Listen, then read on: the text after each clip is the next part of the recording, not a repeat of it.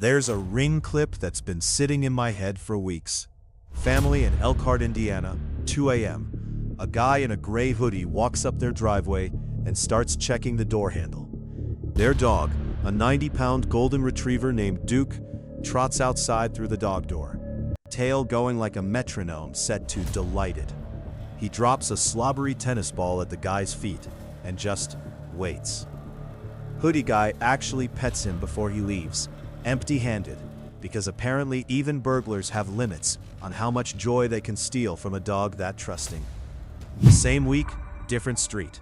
An 11-pound Chihuahua named Nacho held an Amazon driver hostage on a porch in Modesto for 6 minutes. 6. The delivery guy had to call the customer directly and ask her to come outside. Nobody who watches those two clips back to back walks away thinking Breed explains this, because it doesn't.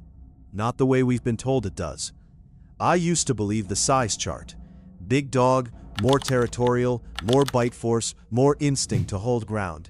Small dog, all bark, no real follow-through.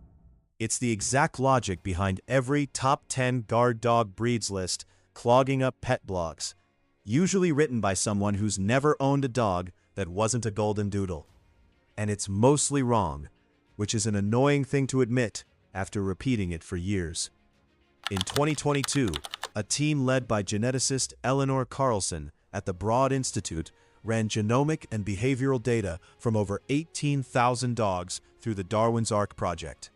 The finding that actually mattered: breed accounts for roughly 9% of the variation in a dog's behavior. The other 91% is individual, environmental, developmental.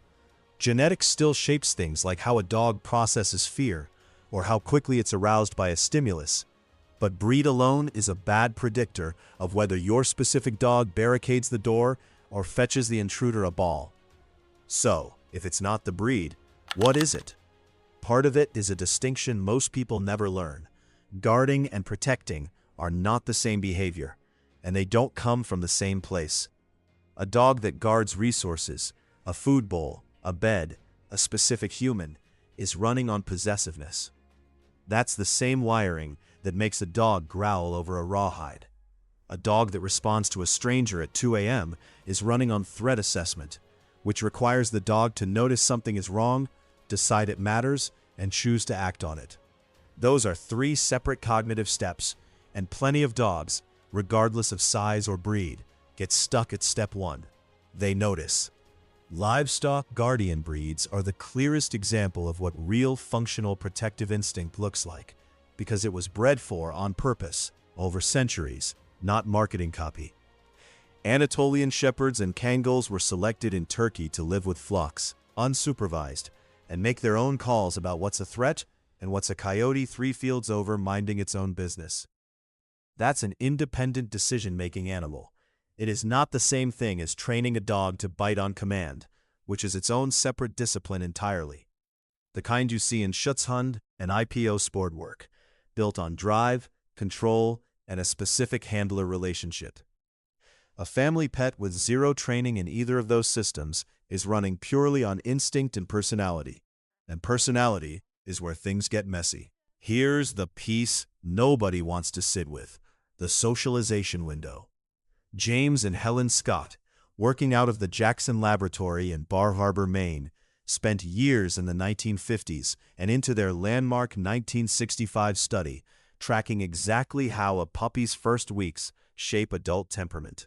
Their conclusion was that roughly 3 to 12 weeks of age is the critical period where a dog's baseline comfort with the world, strangers included, gets set.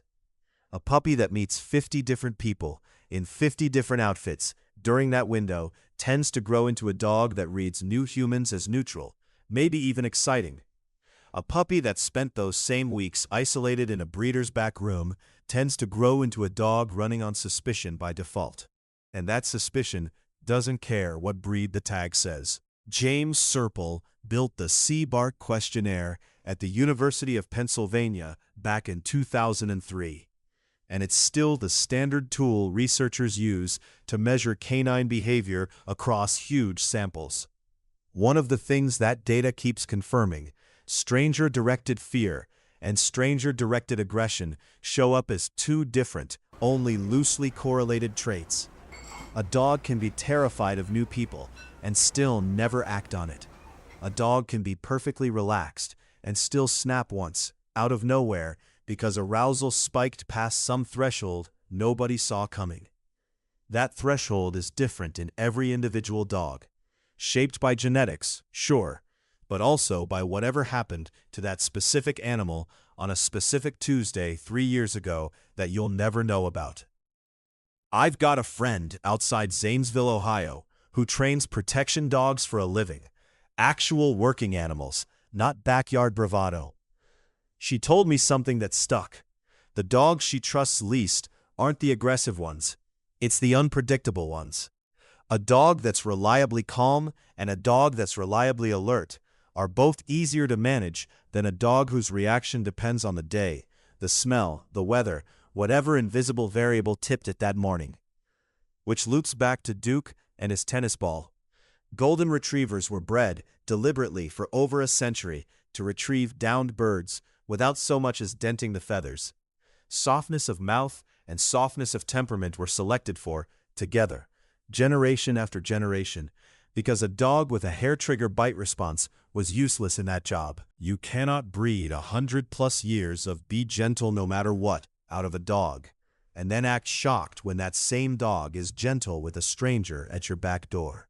Duke wasn't failing at being a guard dog. He was succeeding, completely, at being exactly what generations of breeders built him to be. And that's the uncomfortable part, the part that gets skipped in every best guard dog breeds thumbnail. Most people don't actually want a dog that's reliably protective.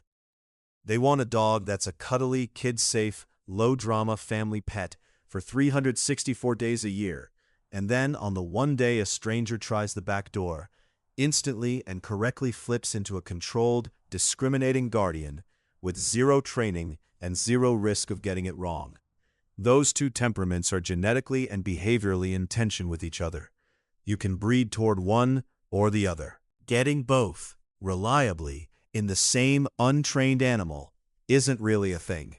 It's a fantasy sold by breed lists and viral clips of the one German shepherd that happened to get it right on camera.